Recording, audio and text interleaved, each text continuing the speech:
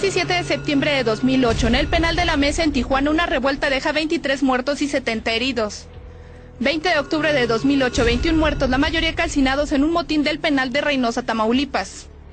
16 de mayo de 2009, 53 presos se fugan del Centro de Rehabilitación Social de Cieneguilla, Zacatecas.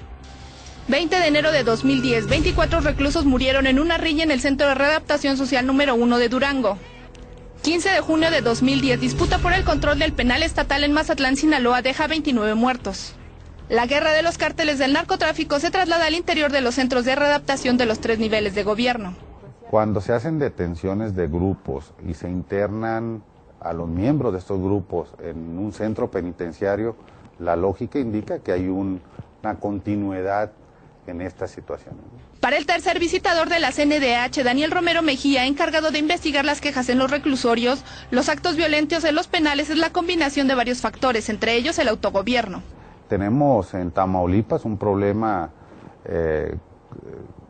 cotidiano, tenemos en Chihuahua también un problema de administración penitenciaria, nos lo dijo los penales de Sinaloa, en algunos penales del Distrito Federal. También el hacinamiento. Tenemos una sobrepoblación que maneja números promedios del 27 al 30%. Tenemos localidades donde la sobrepoblación rebasa los 300% de las instalaciones, como en el Distrito Federal. En el Sistema Nacional Penitenciario están casi 226,000 reos, la mitad enfrenta procesos federales y 45% son procesados, no sentenciados. En 2009 la CNDH evaluó 251 penales, en promedio tienen una calificación de 6.4. El alto grado de introducción de armas de fuego, que no hay otra explicación que la corrupción en todos estos centros. A este complicado esquema se suma la deficiente capacitación de los custodios, que al no tener un salario digno se contaminan con las conductas antisociales. La antropóloga especialista en temas penitenciarios, Elena Saola, propone aumentar los recursos. Se dedican muy pocos recursos a las prisiones, solamente se envían a más personas en prisión, reducir la población penitenciaria, dotarla de todos los recursos que requiere para que puedan dar seguridad tanto a los internos como al personal. Esta es la apuesta de la CNDH. Que en el nuevo proceso legislativo se vinculará las resoluciones de los diagnósticos penitenciarios con la presentación y creación de política pública. Hola, ¿qué todos ustedes? Qué bueno que están en el canal cultural de Pamplato. Eso es un programa sobre la cultura jurídica que se viene desarrollando desde hace 2 años, los martes, hablar sobre cultura jurídica. En este espacio tratamos de que la gente, no solamente los abogados, hablen de derecho, sino cualquier gente pueda entender lo que es la cultura jurídica. Es una producción de nuestra revista Tepamplato y desde luego de la Universidad de Tepamplato. Gracias por acompañarnos. Hoy tenemos como invitado a un gran personaje que va a hablar de un tema que pues, tiene mucho que decirnos, que es la necesidad de combatir la corrupción y el abuso de autoridades administrativas en el sistema carcelario del Distrito Federal. Antes de comenzar a leer brevemente su currículum de nuestro entrevistado de este día, de esta noche, quisiera decirle a todos los cibernautas que gracias por acompañarnos y gracias por estar con nosotros como cada noche, y quisiera darles nuestros correos, es tepamplato@hotmail.com o canalcultural@tepamplato.com.mx. También pueden seguir ustedes por Twitter, Facebook y nuestra página que nos hacen favor es www.tepamplato.com.mx. Bien, voy a presentar rápidamente a nuestro entrevistado del día de ahora. Es para mí un gusto tenerlo aquí. Es Francisco Javier Alcántara Estrada, está doctorando, tiene la licenciatura en Derecho, posgrado, maestría en Derecho Penal, obtención de grado y cédula, actualmente está doctorando. Y quisiera rápidamente, para que no nos coma el tiempo, ya que este tema es muy bonito, muy enriquecedor sobre lo que se va a tratar. Vamos a leer rápidamente los antecedentes laborales. Estuvo trabajando en el despacho jurídico Alcántara y Asociados del 2003 al 2008, actualmente 2009 a la fecha, delegación política Álvaro Obregón, adscrito a la Dirección General de Política del Gobierno en la jefatura de la Unidad Departamental de Juzgados Cívicos y Defensa Civil, y actualmente está en un despacho jurídico como abogado postulante. Es nuestro invitado. Yo quisiera, antes de entrar, que se presentara él, como lo hemos hecho cada noche. Buenas noches, doctor. Cuasi doctor. Bien, vamos a presentarlo.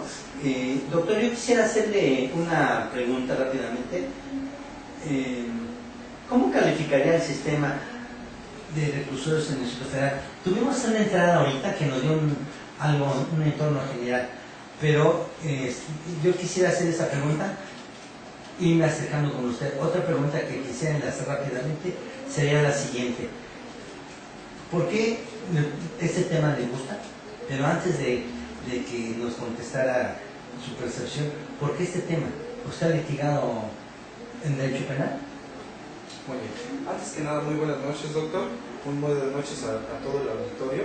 Agradezco de antemano la cordial invitación que me hicieron para venir a exponer ante ustedes y ante el público que a través de este medio pues nos sigue a través del internet. También agradezco a ustedes. Muy buenas noches.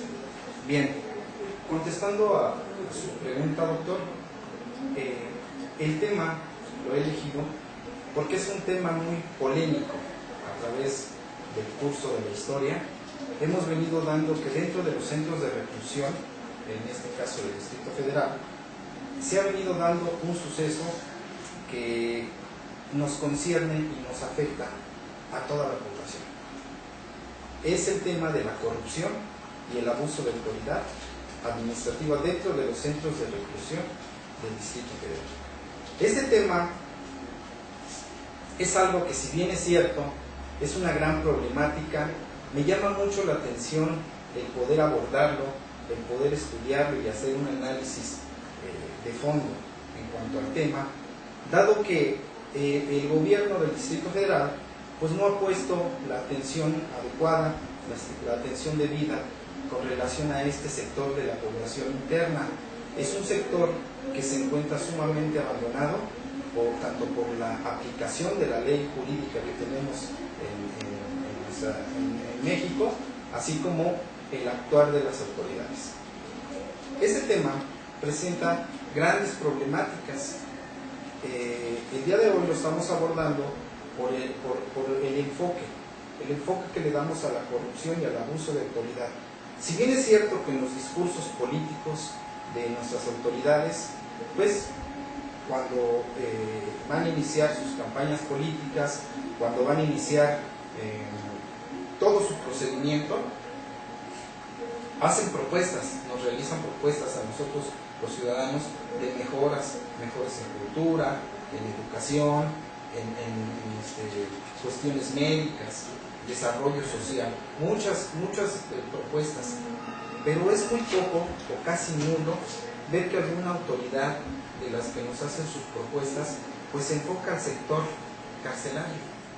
Ninguno de ellos, al menos de mi experiencia, he visto que se enfoque o que nos haga algunas propuestas de mejoras, por lo menos para combatir los dos grandes problemas que tenemos en el sector carcelario, que es la corrupción y el abuso de autoridad. Este tema lo he elegido, me ha gustado, como usted bien lo dijo, doctor, es un tema polémico, bastante difícil y muy interesante. Su servidor lo ha elegido por el hecho de que pretendemos cambiar un poco. Si bien es cierto que este es un gran problema que es muy difícil erradicar dentro de los centros de reclusión del Distrito Federal, eso es cierto, pero de que se puede combatir, por lo menos para disminuir los índices de corrupción y de abuso de autoridad que imperan dentro de los centros de reclusión, bueno, pues es un hecho. Es cuestión de que pongamos manos a la obra, nos pongamos a trabajar en ese sector, lo protejamos y de alguna manera trabajemos conjuntamente, como debe de ser, con la autoridad, como haciéndole propuestas para efectos de mejorar la calidad los centros de reclusión, y por otra parte bajar los altos índices de corrupción y de abuso de autoridad. Maestro, ¿usted por qué nos habla de que su percepción, que hay mucha corrupción en el sistema carcelario? Usted es abogado postulante, pero usted se dedica al derecho penal, al derecho civil, derecho mercantil. ¿A qué se dedica esencialmente para tener esa percepción? Porque una persona que tenga una percepción, pues, debe haber estado inmerso en algo, ¿no? Asuntos, litiga usted sobre esto, para que la gente sepa de qué estamos hablando, ¿no? Me gustaría mucho. Muy bien. Tengo una maestría en Derecho Penal. Actualmente me estoy doctorando en Ciencias Penales. Yo me dedico a postular, soy postulante en materia penal, en materia familiar. He tenido gran experiencia con relación a los litigios de las personas. He estado inmerso dentro de los reclusorios, he estado inmerso dentro de las averiguaciones previas, dentro del procedimiento penal. Me he visto involucrado en el trabajo penitenciario. He hecho toda una investigación de campo que en algún momento pues, fue determinante para poder obtener un grado académico. Mi percepción con relación a los centros de reclusión del Distrito Federal es algo que, si bien es cierto, muchos que estudiamos la licenciatura en Derecho conocemos a través de la historia que se ha venido dando esos vicios que se encuentran ocultos dentro de los centros de reclusión. Es por ello que el día de hoy me doy a la tarea de estar con ustedes para intentar proyectarles esas experiencias, esas vivencias que dentro de los centros de reclusión he visto, he actuado con la misma gente para efectos de coadyuvar con relación a las exigencias. Maestro, ¿qué tiempo tiene litigando usted en materia penal? En materia penal estoy litigando alrededor de 4 o 5 años. Lleva litigando. Así es. Perfecto. Maestro, para abrevar y irnos sobre el tema, ¿cuál sería su experiencia? ¿Qué opina del abuso de autoridad por parte de las autoridades de nosotros? ¿Cuál sería su experiencia para decirnos en el tema que usted eligió? ¿Cuál sería su experiencia o qué propondría para todo esto? Quisiera que la gente supiera lo que pasa en un centro de readaptación o de inserción ahora que ya no le veo un gran cambio, pero centros de inserción social, centros de adaptación social. ¿Cuál sería, qué propondría usted y qué es lo malo que hay ahorita? A mí me gustaría mucho, porque no nada más hay que está mal, sí, pero ¿qué propondría yo, no? Porque está todo, hay muchas cosas mal, pero no solamente hay que decir que esté mal, sino qué propondría yo como postulante, como investigador, porque una cosa es la dogmática y otra cosa es la vivencia. Por eso le preguntaba yo a usted ha vivido eso. Es importante que el público lo sepa. El cibernauta lo sepa. Adelante. Muy bien. El hablar del abuso de autoridad sería cuestión de meternos a un análisis, pues si no de fondo, por lo menos superficial. El abuso de autoridad pudiéramos nosotros dividirlo en 3 partes. Para que exista y para que pudiéramos hablar de abuso de autoridad, necesitaríamos estar hablando de una persona que se encuentra investida de poder que el Estado le confiera. Así como el Estado le confiere poder, también le debe de conferir ciertos parámetros y limitaciones dentro de los cuales debe desenvolverse para ejercer su función. Al transgredir esos parámetros, lógicamente estamos hablando que hay un abuso de autoridad, pero no solo ello, también existe una parte subjetiva, que la parte subjetiva debe de ir encaminada a causar un daño a una persona o a un grupo de personas. Entonces, en ese sentido estaríamos hablando que existe el abuso de autoridad. Una persona investida de poder que trasciende sus límites o parámetros que sus atribuciones le confieren y por otra parte que va encaminado a afectar a una persona o un grupo de personas. La corrupción es cosa distinta. La corrupción la venimos viendo desde épocas antiguas. La corrupción, conforme va cambiando la sociedad, la corrupción va cambiando en nuevas modalidades, en nuevos aspectos. Yo propondría aquí como primer número, los custodios muchas de las veces son personas que no son capacitadas para el puesto. Muchas de las veces es gente de provincia que recién llega a la ciudad y ve la convocatoria y por obtener un sueldo base pues ingresa. Muchas de las veces son ex policías judiciales o ex policías preventivos que no tienen ninguna capacitación. Ahora, su forma de someter de estas personas es a través de la violencia, de la fuerza. La corrupción. La corrupción, claro que sí. Esto, a mí me gustaría que fuera dando ejemplos de cada uno de lo que estamos hablando para que la gente, ya nos habló del abuso de autoridad, en dónde está dado el abuso, nos está dando de la corrupción, pero nos podría poner ejemplos para que la gente lo fuera haciendo, porque sería más completo para toda la gente, que es un abuso de autoridad, un ejemplo de abuso de autoridad, que es la corrupción, ejemplos claros para que la gente vaya conociendo.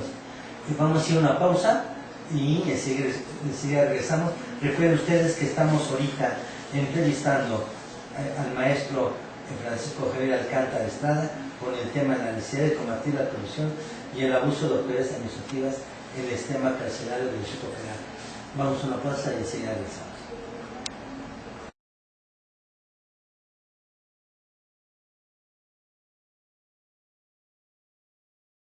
Y muchas gracias. Estamos de nueva cuenta con el maestro Francisco Javier Alcántara Estrada. El tema de la necesidad de combatir la corrupción y el abuso de autoridades administrativas en el sistema carcelario del Distrito Federal. Y yo aquí agregaría, maestro, si usted me lo permite, en toda la República Mexicana, tanto locales como federales. Es un tema que hoy a la sociedad nos duele ver lo que está pasando, pero es algo que no es de ahora, es de muchos años y que parece que ningún gobierno, tanto estatal como federal, le hacen caso. Yo creo que hay mucho que hacer y mucho que escribir, y muchas cosas que faltan por hacer todavía, pero quisiera darle su número telefónico a todos para pasar la palabra, maestro. 55 64 8373, o síganos por Twitter o por Facebook, con todo gusto. El maestro estará aquí para contestarles todas las dudas. Adelante, maestro. Quedaron dos preguntas al aire. Muy bien. Efectivamente, el problema de los centros de reclusión no son únicamente dentro del Distrito Federal. Si bien es cierto, bueno, pues porque estamos en el Distrito Federal, se menciona de esa forma, pero el problema se da en todos los centros de reclusión de México, del país, de todo el mundo, vamos. El problema es internacional, el problema es grande. Contestando una de sus preguntas, doctor, y siendo claros y precisos con la respuesta, dentro de los centros de reclusión se vive una enorme cantidad de abusos de autoridad, de corrupción. Dentro de los centros de reclusión todo cuesta, todo es dinero. Los centros Es el hotel más caro del mundo, ¿no, maestro? Así es. ¿Le podemos explicar a la gente por qué? Claro que sí. Dentro de los centros de reclusión, todo cuesta, hasta ejercer un derecho propio del interno, es cuestión de aportar o dar alguna dádiva o algún pedimento ya en una cantidad exacta. Todo cuesta. Un ejemplo que podríamos citar, doctor, si usted me lo permite, es la comida tiene un costo. Los internos deben de pagar una cantidad por un plato con comida, con una cierta cantidad, si así lo desea, por solicitar una cobija, por el pase de lista. Es aquí donde las autoridades administrativas de los centros de reclusión se aprovechan de los internos, los utilizan para extorsionarlos, los utilizan para sacar dádivas que, tomando en cuenta la gran población de los centros de reclusión, se convierte en grandes cantidades de dinero. El pase de lista de los reclusos lo ejercen en los centros preventivos 3 veces al día, en donde, bueno, pues tienen que formarse en el patio de los reclusorios por un lapso de 2 o 3 horas. Entonces, es ahí donde la autoridad entra y solicita a los internos una cantidad de dinero para efecto de pasarle la lista por debajo del agua y evitar el interno que se esté esperando tanto tiempo para ser enlistado. ¿Okay? La corrupción no la ejerce únicamente el gobierno, sino también los internos, y muchas de las veces los familiares o las personas que tenemos algún contacto con ellos. ¿Por qué?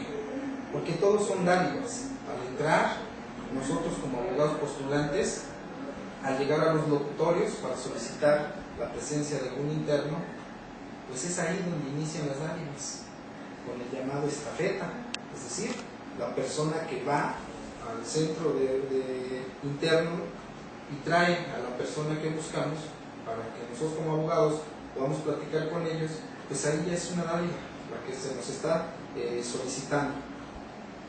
Otro de los sectores, que son muchos los sectores donde extorsionan a las personas, las autoridades administrativas, es por ejemplo la visita conyugal. Es un derecho que el interno tiene dentro de los centros de reclusión, pero es un derecho que tiene que pagar para que esto lo pueda ejercer el interno. Dentro de los centros de reclusión se crean códigos no escritos a los cuales los internos y los familiares se tienen que someter. De lo contrario, los custodios pues no permiten el acceso a los familiares, poniendo muchas trabas. Vamos, no puede pasar este alimento, no puede pasar este tipo de fruta, la fruta debe de ir pelada, no puede pasar esta bebida. Son cuestiones que si el familiar ofrece o le solicitan una buena dádiva, pues entonces puede pasar todo. No le ponen ninguna traba. Con relación a la visita conyugal, esta se vende, y digo se vende porque también es un cobro, es algo que cobran las autoridades administrativas, en especial los custodios. Esta se vende y se permite pasar a la esposa, pero en muchos de los casos se permite pasar a prostitutas. Pero con relación, esto va de acuerdo a la cantidad que se ofrece, a la cantidad que solicita. Vamos, pudiera decirse que existen ya unos rubros o parámetros de cantidades a los cuales el interno debe de pagar al custodio para efecto de que pueda ingresar su esposa, alguna amiga, o en el peor de los casos, alguna prostituta. Maestro, en los restaurantes, ¿qué nos puede decir de los restaurantes que hay ahí en los reclusorios? ¿Sabemos qué restaurante? ¿Qué me podría decir de los restaurantes? Los restaurantes, así como las llamadas tienditas que se encuentran dentro de los centros de reclusión, son negocios que están concesionados a los propios internos. La autoridad, a través de los mismos internos, mandan a buscar a aquel interno que quiera tener una concesión para poder tener este negocio, hacerlo de un negocio propio, pero para efectos de que la autoridad se lleve un dinero extra, en este caso los custodios. Eso a mí me gustaría decirle a la gente, a los cibernautas que nos están viendo, para tener, ya lo dijo en los restaurantes, cómo se maneja los estafetas. Podrá ser cualquiera, porque hay gente que llega y que maneja los estafetas. La estafeta también está, será cualquier gente que está ahí hasta en lugar de estafeta, porque son privilegiados, ¿no? Sí, mire, con relación a ello, está tan bien organizado el sistema carcelario que existen coordinadores. La propia autoridad da el cargo de coordinadores para efectos de que unos coordinadores se encarguen de la fajina, es decir, de la limpieza de los centros de reclusión, de las celdas. Otra para efectos de las concesiones, las tienditas, los restaurantes y todos los negocios que pueden existir dentro del centro de reclusión. Como se puede ver, todo está orquestado desde arriba. Es una corrupción institucionalizada la que existe dentro de los centros de reclusión. Ahora, todo está concentrado en la autoridad superior. Son lazos de corrupción que se entretejen desde las autoridades mínimas hasta las grandes autoridades. Es un repartir de los... Maestro, usted me decía que aparte de ser postulante, hizo algunos estudios sobre eso. ¿Qué me podría decir? ¿Qué hizo? ¿Se llegó de entrevistas? ¿Se llegó de gente que administrativo? Ya pensándolo ya a usted como un investigador, porque usted va a que vuelva como investigador. Nosotros tenemos que, el investigador no más se queda con la entrevista. El investigador como usted tiene que ir más allá, buscar la verdad histórica de los hechos, pero además de buscar la verdad histórica de los hechos, hay que ir a ver qué está pasando y proponernos. Ya estamos viendo cosas que son inoperantes, que faltan mucho por hacer ahí, pero usted, ¿cómo se llegó de todo eso? Aparte de que usted entró a todo eso, pero ¿hizo alguna investigación de campo ahí? Claro que sí, doctor. Mire, se efectuaron varias entrevistas en los centros de reclusión directamente, con permiso de las autoridades. Se entrevistó personalmente a algunos internos. ¿Le dieron permiso a las autoridades? Así es. Ah, muy interesante. Se nos permitió realizar algunos cuestionamientos a los internos. Por otro lado, se realizaron pláticas con gente de la Comisión de Derechos Humanos del Distrito Federal, dado que conocen también muy bien la problemática que nos aqueja en los centros de reclusión. Ahora, es una investigación que llevó algunos años, pero eso no quiere decir que el problema haya durado esos años. El problema viene de muy atrás.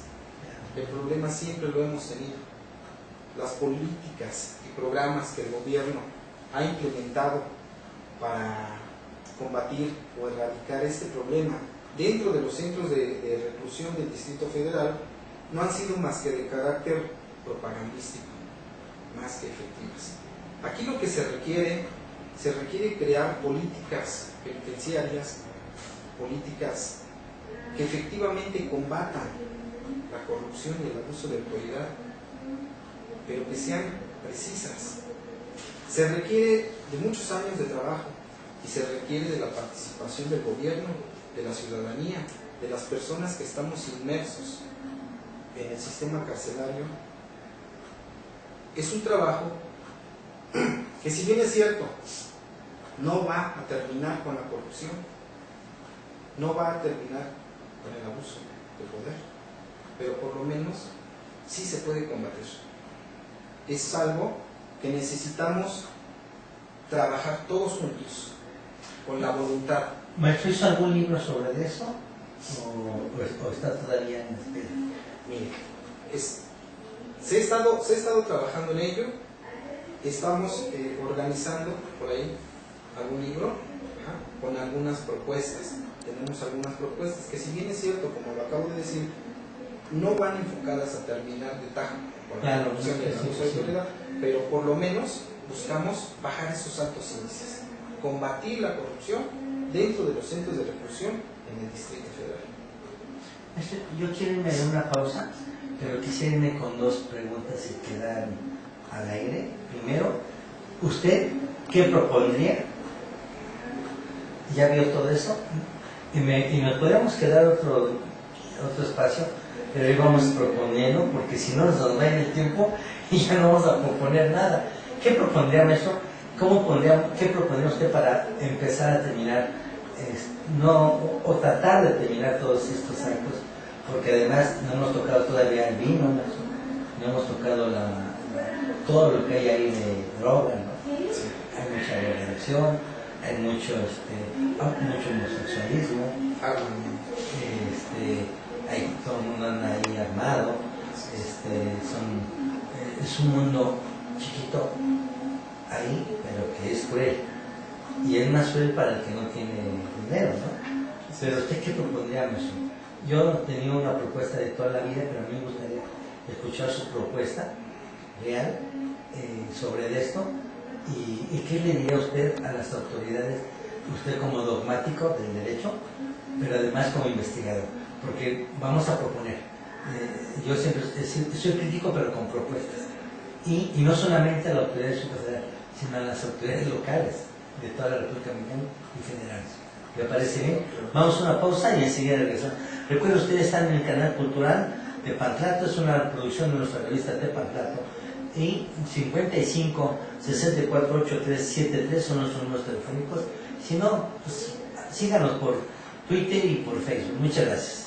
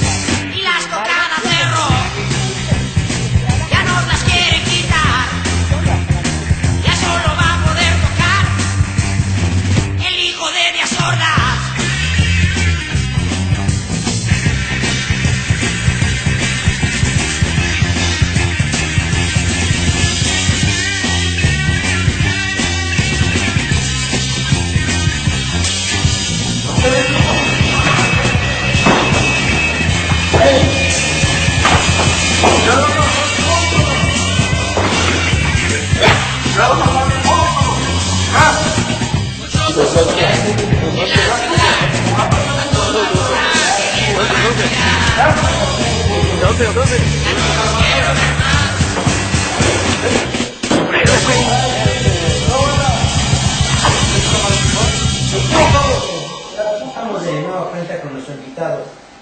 Esta noche es el maestro Francisco Javier Alcántara Estrada, con un tema apasionante, de verdad, muy apasionante, que es la necesidad de combatir la corrupción y el abuso de autoridades administrativas en el sistema carcelario, tanto en el Distrito Federal como a nivel nacional y federales.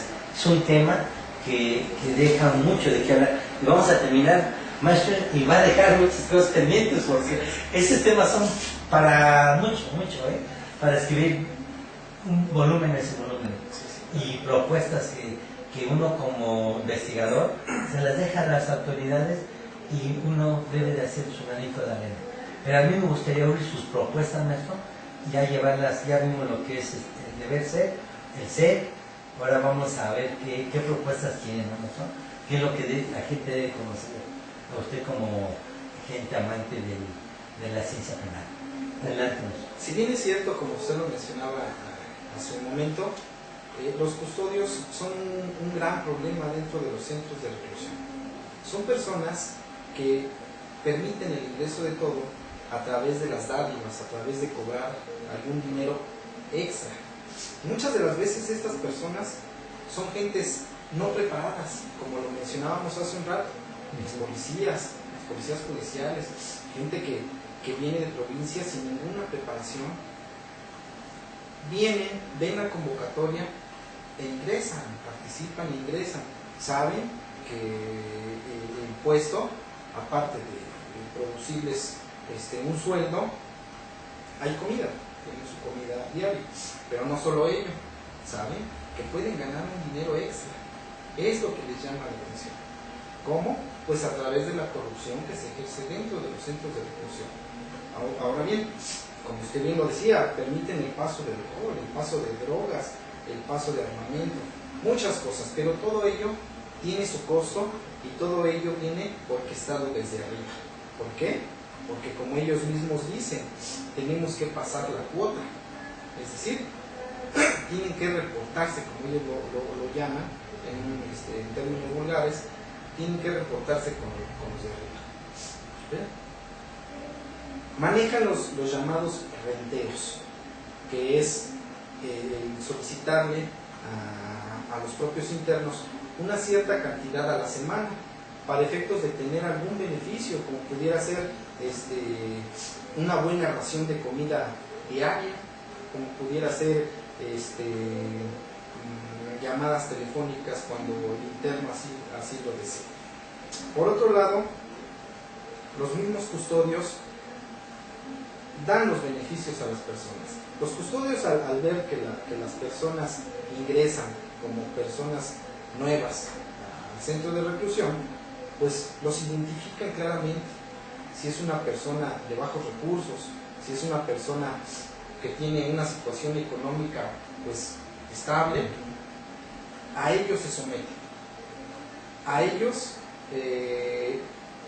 ofrecen mejoras, ofrecen beneficios, ofrecen privilegios, ofrecen las mejores celdas, ofrecen las mejores comidas que pudiera haber dentro de los centros de reclusión, pero todo ello implica la corrupción, todo ello implica que el interno cobre una cierta cantidad y de esta forma, bueno, pues pueda estar dentro del sistema como ha funcionado durante tantos años y como seguirá funcionando.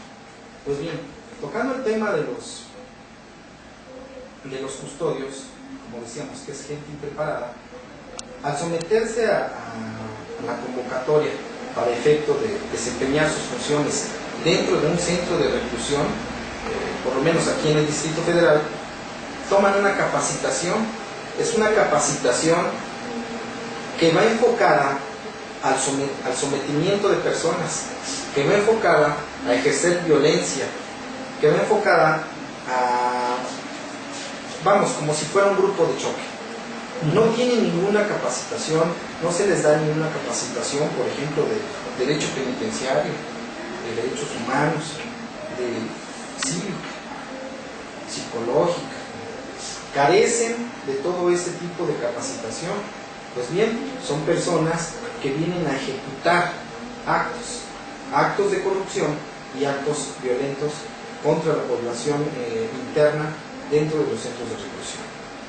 Pues bien, una de las propuestas que, bueno, pues a mí me gustaría hacer pública a través de este medio sería capacitación a los custodios. Si bien es cierto que el sistema carcelario es muy difícil, diría yo, casi imposible de cambiar para mejorar, por lo menos sí el trato digno a los internos.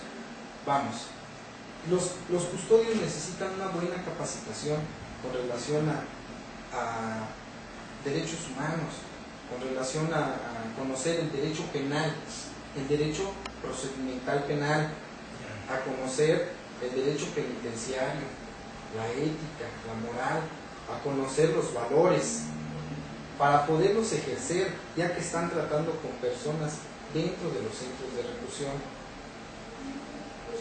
Esto pudiera decirse que pues no traería grandes beneficios al sistema, pero sí por lo menos estaríamos combatiendo de alguna forma la corrupción y el abuso de autoridad dentro de los centros. Ahora, yo considero que lo que produce, lo que crea la corrupción y el abuso de poder dentro de los centros de reclusión es precisamente el manejo de dinero en efectivo.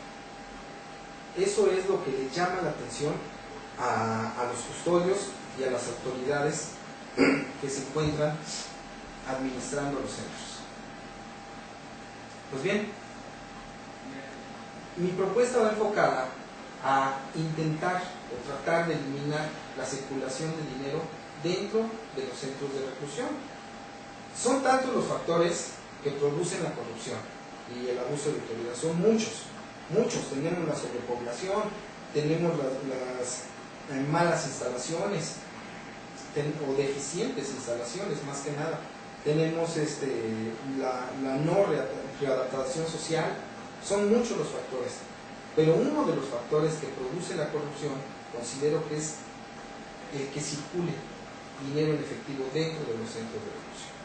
Para lo cual, a través de esta investigación yo me di a la tarea de hacer una propuesta que va enfocada a terminar con la circulación de dinero en efectivo dentro de los centros, la cual sería el crear una tarjeta de tipo electrónica, una tarjeta de ahorro que tuviera cada interno, donde sus familiares pudieran depositar la cantidad que va a ocupar dentro de los centros, en las llamadas tienditas, en los restaurantes y en los establecimientos que se encuentran insertos dentro del centro de reclusión. Esa tarjeta tendría una cantidad límite, no más. No puede exceder, porque la ley así lo establece, la ley no permite tener grandes cantidades dentro de los centros. Entonces, a través de esa tarjeta se iría a las tienditas y el interno la pasaría en unos elementos electrónicos que previamente a ello pues el gobierno del Distrito Federal o el gobierno federal haya implementado e instalado. Y a través de esa tarjeta adquirir el artículo que busca, el artículo que desea, implementando como una medida de seguridad el estampar su huella de su pulgar derecho, para efecto de que se compare que efectivamente es el dueño de la tarjeta. Esto con relación y para efecto de evitar que algún interno tome la tarjeta de otro y pueda paseársela, evitando los robos también. Es una medida que podría ser buena, ¿no? que pudiera ser buena. ¿Qué otra cosa se implementaría usted como investigador? Bueno, necesitaríamos implementar políticas terminales, nuevas medidas tendentes a disminuir la corrupción. Yo considero que esta tarjeta sería buena. ¿Por qué? Porque de esta manera estaríamos evitando que circule dinero en efectivo dentro de los centros. Entonces ya no estaría la tentación latente para los custodios y por otro lado para las autoridades administrativas que se encuentran dentro. Tal vez la corrupción se daría a través de servicios o a través de pagos exteriores del reclusorio, pero por un lado estaríamos combatiendo dentro de los centros de reclusión la corrupción. ¿Qué otra cosa le gustaría proponer? Como le comentaba, es un trabajo que debemos de poner en práctica todas las personas que estamos inmersos en este sector, proponiendo políticas que cambien el sistema, que si bien es cierto no lo vamos a poder cambiar del todo, pero sí vamos a ir disminuyendo estos dos problemas que nos aquejan dentro de los recursos. Quisiera decirle a nuestros cibernautas, a toda la gente que nos está viendo, que hay muchísima población, hay sobrepoblación, y aunque sea en un segundo o un tercer piso, no va a pasar nada porque hay mucha población. Los reclusorios fueron creados para 1.600 gente, hay 15.000 gentes, no hay agua. Para ir al baño, para lo que a nosotros es como ir al baño, ir a mirar, ir a defecar, allí es muy peligroso, porque hay lugares que no tienen baños, lugares que están ahí, y todo eso cuesta. Entonces yo quisiera que que usted como investigador que le gusta todo, pues ver qué se podría hacer más ahí. Los derechos humanos están violados flagrantemente a cada momento, porque yo creo que es demasiada la gente que hay ahí. En derecho penal algo está pasando ahí. Ahorita hay un grave problema en cuanto a que hay demasiada población. Ahorita ya no tienen derecho a la libertad. Anteriormente tenían derecho a la libertad, ahorita ya no. Entonces es algo que tenemos que ver también nosotros como penalistas, ¿no? ¿Qué va a pasar con eso? Hay mucho por hacer, pero yo quisiera, maestro, también antes de irnos a una pausa, ¿qué nos podría decir al regreso? ¿O qué podría decirnos? Es verdad que de ahí se hacen llamadas para pedir algún rescate, los mismos internos, de ahí se pueden hacer llamadas, pero además de eso, de las llamadas, que es algo que se da diario, están a la misma gente que llega ahí, ya no, antes había otra manera había respeto, ahora ya se acabó el respeto hasta para las nuevas visitas, las roban también a las nuevas visitas. ¿Qué le parece si vamos a una pausa? Y enseguida regresamos. Recuerden, ustedes están en Tepamplante Vivo, 55 648 373, pero lo más importante, más oficial, una reflexión de los reclusores. En el 76 había lugares para poder trabajar, muchos, ahora ya no existen. Vamos a una pausa, enseguida regresamos.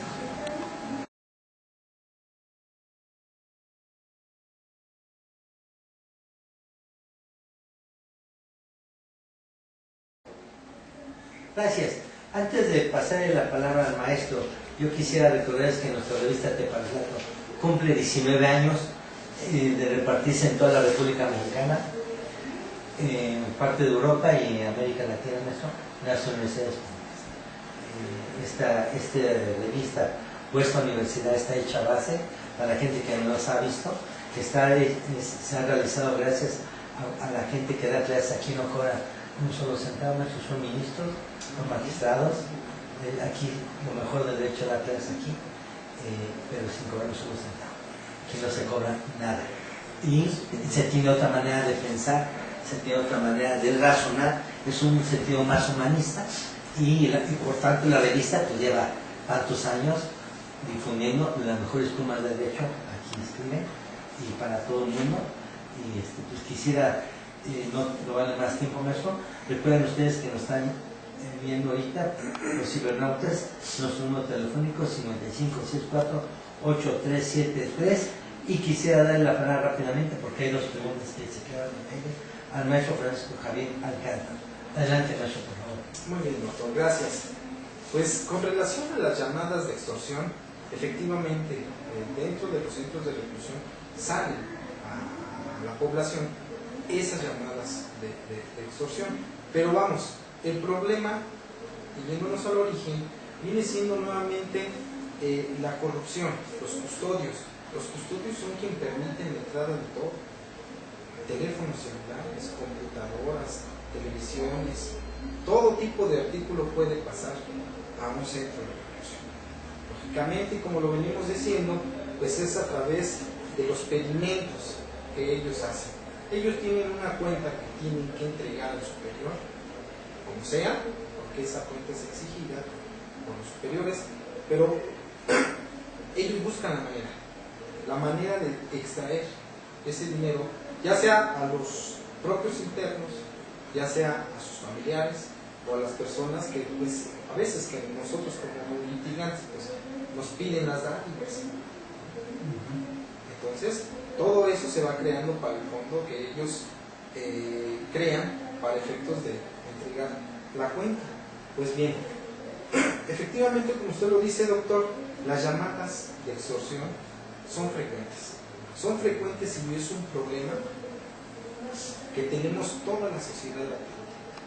Nos llama de repente a nuestro celular una persona tratando de sacarnos información como dónde vivimos, entre qué calles, qué número, cómo se llaman nuestros familiares, y todo eso para el efecto de tener pleno conocimiento de de las personas que nos rodean, así como de la ubicación de nuestro domicilio.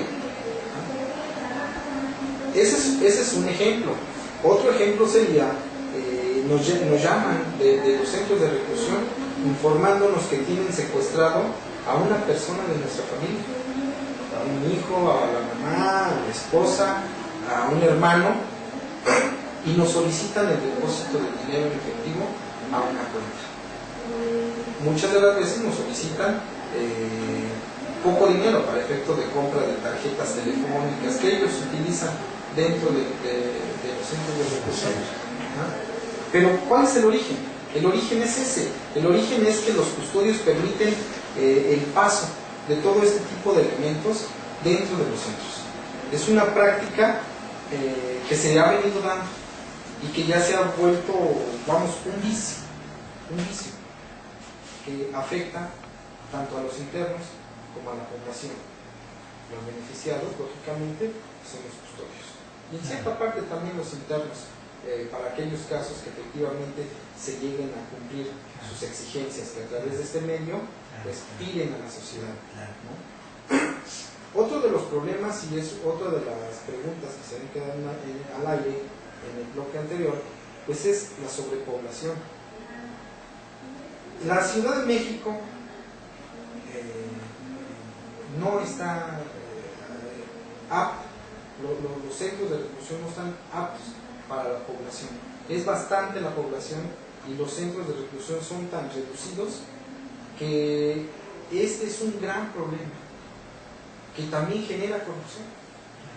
Hay personas que en una celda, me refiero a internos, que en una celda se encuentran habitando en un dormitorio 40, 45 personas.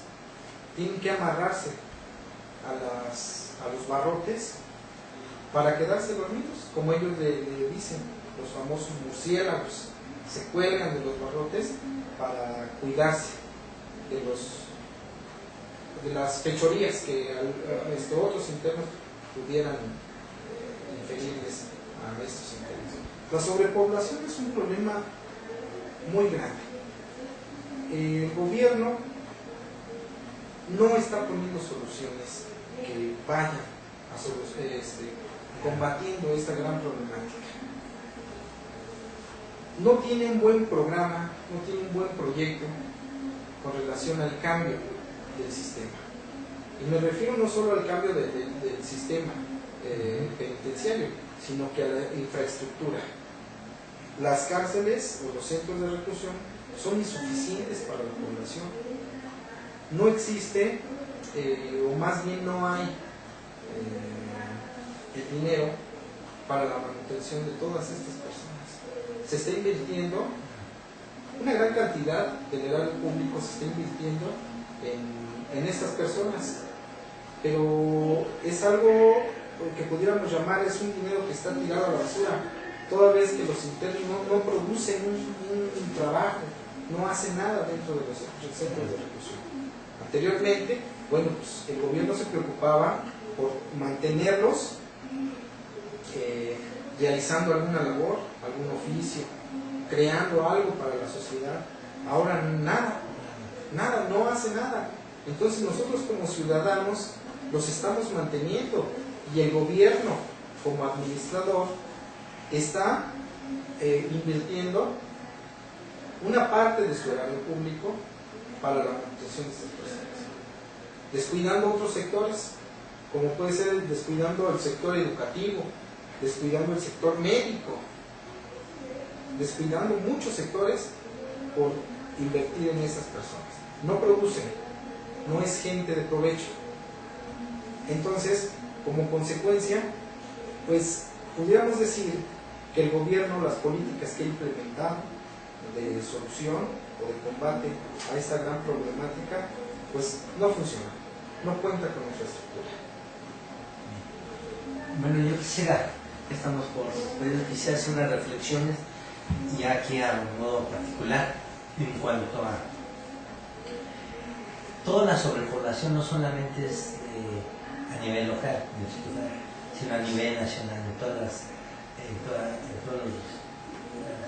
centros, como se les conoce como ustedes, centros de adaptación social. Pero imagínense ahora, maestro, imagínense usted cibernauta, estamos hablando de prevención del delito. Ahora imagínense las penitenciarías. Quiero ir más allá, los dejo como reflexión. Si eso pasa a nivel preventivo, ¿qué pasará en las penitenciarías? Y lo hemos tocado en punto, maestro, que no tocamos el punto, se quedó ahí, ojalá que tenga tiempo más adelante, en otra fecha, hablar del Centro de Adaptación Social Femenines. Y ese es otro punto. Pero quisiera yo dejarles ahí para toda la gente. Afortunadamente, yo soy de la gente que piensa positivamente, igual que el maestro, que se tiene que hacer mucho. Para mí todo está ahí, todo radica en la educación. Todo radica en la educación. Si tuviéramos gente de otra forma preparada con la educación, ahí mismo adentro, sería otra forma de pensar. Todas las propuestas que está usted dando, ojalá que sean tomadas en cuenta, pero yo sí quisiera irme sobre la educación. Es primordial. Ya Platón hablaba de la educación, que era primordial, es la fuente de toda sociedad, la educación. Entonces, yo creo que podemos irnos sobre eso también y dejar como pauta ahorita lo que usted dijo, pero sí que recomendable sea lo que acaba de manifestar, le hicieran caso a los anteriores. Ojalá que lo escriba. Y es una propuesta más, pero también hay que olvidar, maestro, que el derecho penal también tiene mucho que ver. Sí, claro. Porque eso es bien importante. Sí, claro. Perdón que lo interrumpa, doctor. Me gustaría, a través de este medio, pues, hacer el llamado a las autoridades, a las personas que estamos inmersos en el sistema carcelario, que nos dedicamos al derecho penal, a los estudiosos, que, bueno, pues nos pongamos a crear políticas que cambien este sistema, que combatan este sistema. En la actualidad, la cárcel no castiga el delito. La cárcel castiga la pobreza, ¿no? Derivado de la corrupción, quien tiene dinero tiene privilegios. Quien no tiene está en los más bajos índices dentro de un centro de recursos. Es la mayoría, ¿no? Extiendo la invitación a todos los cibernautas, a todas las personas que estamos inmersos en ello, para que hagamos algo por el cambio de nuestras cárceles. Que no se sigan consideran como unas de las más peligrosas del mundo. Podemos cambiar. Sí, yo creo que sí. Pues ahí se lo dejamos como reflexión. Recuerden ustedes que esto puede servir de ejemplo, pero es esto que acabamos de tocar es cárceles de toda la República Mexicana, sean locales o federales, tienen un grave problema, ¿no? Sí, tienen un grave problema y que todas terminan en lo que acaba de comentar el maestro. No me queda más que agradecerles a todos los que nos están viendo esta noche, darles las gracias y recomendarles, el día de mañana va a estar un programa sensacional que es arte y cultura. Recuerden ustedes que lo conduce la maestra Elena Zapata, entrevistando a diferentes personajes, pintores o escultores, que es totalmente diferente a lo que se tocó el día de ahora, maestro. Pero igual de interesante. Pero igual de interesante. Yo creo que es una gran mujer y además una gran pintora y maestra de la edad, así que tiene muchos artistas que entrevistar a cada rato. Yo quisiera darle las gracias y despedirme, como siempre me despido cada noche. Sea usted feliz, nos vemos el día jueves. Gracias.